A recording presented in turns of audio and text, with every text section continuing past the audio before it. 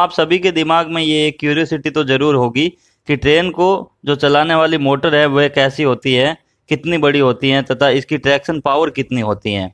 दोस्तों, जनरली किसी भी मोटर की इलेक्ट्रिकल पावर किलोवाट या हॉर्स पावर में मापी जाती है।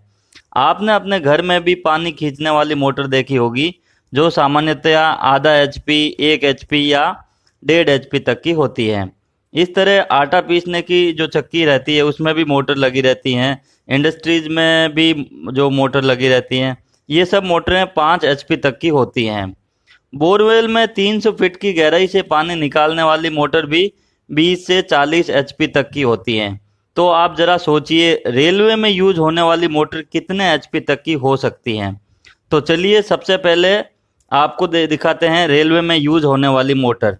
तो दोस्तों, ये देखिए, रेलवे में ये मोटर यूज होती हैं। ये एक 3 फेज इंडक्शन मोटर है जो एसी से चलती हैं। पहले के ज़माने में रेलवे में डीसी से चलने वाली मोटर हुआ करती थी जो डीसी से चलती है, लेकिन आगे टेक्नोलॉजी में बदलाव होता गया और अभी जो मोटर यूज होती हैं वो 3 फेज इंडक्शन मोटर है।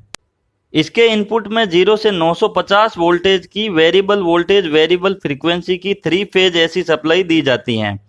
लोको पायलट को जिस स्पीड से ट्रेन को चलाना है उसके अकॉर्डिंग वे इस हैंडल से कमांड आईजीबीटी मॉड्यूल को देता है, और आईजीबीटी मॉड्यूल क्या करता है, वो 0 से 950 वोल्टेज तक की 3 फेज एसी सप्लाई जनरेट करता है तथा ये सप्लाई मोटर को फीड करता है, जिससे मोटर की जो स्पीड है वो चेंज होती है, और मोटर की स्पीड चेंज होने से जो ट्रेन की स्पीड है वो भी चेंज होती है।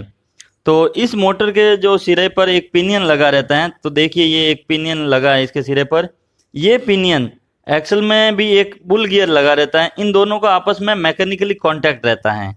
तो मैकेनिकली कांटेक्ट रहने के कारण जो मोटर की मैकेनिकल पावर है वो बुल गियर के थ्रू व्हील में ट्रांसफर हो जाती हैं, जिससे व्हील रेलवे की ट्रैक पे चलने लगते हैं। दोस्तों, ये मोटर रेलवे का जो इंजन रहता है इसके चारों एक्सल पर लगी रहती हैं तथा चारों मोटर एक साथ घूमती हैं, जिससे ट्रेन को हाई ट्रैक्शन पावर मिलती है तथा यह रेलवे इंजन पूरी ट्रेन या गुड्स गार्ड के डिब्बों को खींच लेता है। अब दोस्तों, आपको बताते हैं कि इस मोटर की पावर कितनी होती है।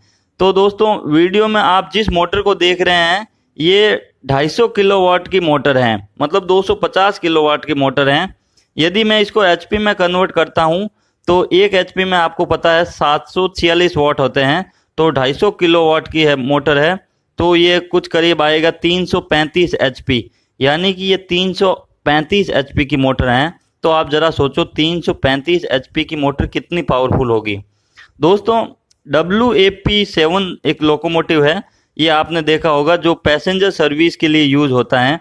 इसमें 850 किलोवाट की मोटर लगी रहती हैं, जो इसको अगर एचपी में कन्वर्ट करते हैं तो ये 1140 एचपी आता है। तो 1140 एचपी एक पावरफुल मोटर होती हैं, जिसकी वजह से ही इतना लोड खींच पाना संभव है। इसी तरह आपने एक WAG9 लोकोमोटिव भी देखा होगा।